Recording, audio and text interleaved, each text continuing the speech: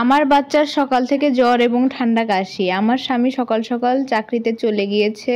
তারপরের থেকেই আমি তাকে কল এবং মেসেজ দিচ্ছি, কিন্তু সে কোনোটারই উত্তর দিচ্ছে না, হয়তো কোনো কাজে ব্যস্ত হয়ে আছে। আমার খুবই টাকা দরকার, আমি বাচ্চাটাকে নিয়ে ডাক্তারের কাছে যাব। আমি যে নিজে নিজে টাকা নিয়ে ডাক্তারের কাছে যাব তা মোটেই সম্ভব না, কারণ আমার হাতে কোনো টাকাই থাকে না। আমার স্বামী যা কামাই করে তা পুরোটাই এসে আমার শাশুড়ির হাতে দেয়। সে ভাবে সে বড় মানুষ, সে বুঝবে কিভাবে সংসারটাকে চালানো যায়। তো আমি আমার শাশুড়ির কাছে গেলাম, যেতে বসেই শুনলাম সে তার মেয়ের সাথে ফোনে কথা বলছে যে তোদের আগের জামাগুলো তো অনেক দিন হলো নিয়েছিস, নতুন কিছু জামা নিয়ে নিস, সাথে জুতাও নিয়ে নিস, আমি টাকা পাঠিয়ে দিচ্ছি। 5-6 হাজারের মতো টাকা আমি তোদেরকে পাঠাচ্ছি, সাথে কিছু গয়নাগাটি নিলেও নিয়ে নিতে পারিস, এটা বলছিল।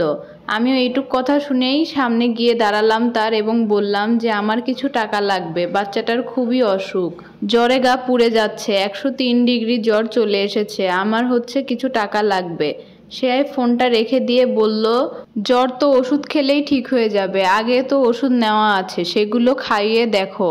আর তাছাড়াও এখন ডাক্তারের কাছে গেলে শুধু শুধু এক্সট্রা খরচ হবে, সেগুলো না করাই ভালো। এই সব বাজে খরচ, সংসার চালানোর জন্য তো অনেক টাকার প্রয়োজন, এখন যদি ডাক্তার দেখানোর জন্য খরচ বেড়ে যায় তাহলে তো সমস্যা। তখন আর আমি চুপ থাকতে পারলাম না, আমি বলে উঠলাম, আপনি যে এত জামা জুতা এবং কাপড় নিচ্ছেন, এগুলো কি খুবই দরকারি জিনিস? আপনার তো কোনোটাই ছেড়েনি, বরং একটু বেশি দিন আগে এগুলো কিনেছিলেন জন্যই নতুন করে নিচ্ছেন। আর এখানে আমার বাচ্চাটা জ্বরে পুড়ে যাচ্ছে, কোনটা বেশি দরকার? এসব বলতে বলতেই হুট করে আমার স্বামী বাসার মধ্যে ঢুকে পড়লো এবং বলল যে, কি করছো তুমি এসব? তুমি কি জানো যে বাইরে থেকেও আওয়াজ শোনা যাচ্ছে? তুমি এত চিল্লাপাল্লা কেন করছো? তুমি কি জানো তোমার আওয়াজ একদম বাইরে পর্যন্ত শোনা যাচ্ছে? এটা কোন ধরনের আচরণ? তুমি আমার মায়ের সাথে এরকম আচরণ করতে পারো না।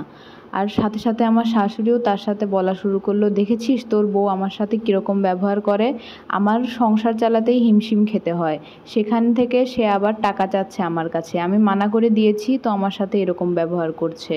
তারপরে আমিও আর চুপ না থেকে বলে উঠলাম, তুমি কি আদৌ জানো এখানে কি হচ্ছিল? তুমি না জেনে কিভাবে শুধু তোমার মায়ের পক্ষ নিলে বা আমার বিপক্ষে গেলে? তুমি আগে জেনে নাও দোষটা কার। আমি হয়তো চিল্লাতে পারি, কিন্তু দোষটা আসলে তোমার মায়ের।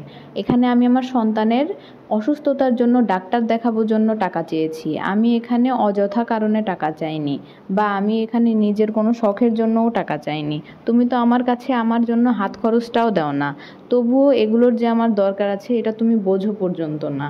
কিন্তু আমি সেসবের জন্যও তার কাছে টাকা চাইনি। এখানে আমার সন্তান অসুস্থ, আমার সময় আমি চুপ ছিলাম, কিন্তু আমার সন্তানের সময় আমি চুপ থাকবো না। তোমার মা তোমার পরিবারকে অযথা টাকা পয়সা খরচ করে জামা কাপড় দিচ্ছে, জুতা দিচ্ছে, কিন্তু আমার বেলায় এটা একটা বাজে খরচ। সে বলে নাকি আগের ওষুধগুলো খাইয়ে দিতে, আমি আমার সন্তানকে আগের ওষুধগুলো খাইয়ে দিয়েছি, কিন্তু সেগুলো কাজ করছে না জন্যই নতুন ওষুধ এবং ডাক্তার দেখাতে হবে, সেই জন্যই তার কাছে টাকা চেয়েছি, কিন্তু সেই টাকাগুলো আমাকে দিতে চাচ্ছে না, এই জন্য আমি চিল্লাপাল্লা করেছি। তুমি বলো, অসুস্থতার সময় ডাক্তার দেখানো বাজে খরচ, নাকি জামা কাপড় আছে তবুও জামা কাপড় কেনাটা বাজে খরচ? তোমার মায়ের সমস্যা হচ্ছে তোমার মাকে আমি নাতি না নাতনি দিয়েছি, অথচ নিজের মেয়ের বেলায় সে তার মেয়ে এবং ছেলেকে সমান চোখেই দেখতেছে, অথচ আমার বেলায় আমার সন্তানের বেলায় আমি ছেলে না দিয়ে মেয়ে দিয়েছি জন্য সে এটাকে মেনে নিতে পারছে না। তারপরে আমার স্বামী তার ভুল বুঝতে পারলো এবং বলল যে, আমাকে ক্ষমা করে দাও, আমি আসলে বুঝতে পারিনি, না বুঝেই তোমার উপর চিল্লানো আমার উচিত হয়নি, আমি তোমার জন্য এরপর থেকে তোমার হাত খরচের জন্য আলাদা টাকা দিব। চলো এখন আমরা ডাক্তারের কাছে যাই, আর মায়ের সাথে এসে পরে এ নিয়ে বোঝাপড়া করব। আর এভাবেই আমার স্বামী তার ভুল বুঝতে পারে এবং এরপর থেকে আমার হাতে টাকা দেয়, আর ওর মায়ের হাতে ওর মায়ের দরকারের জন্য টাকা দেয়।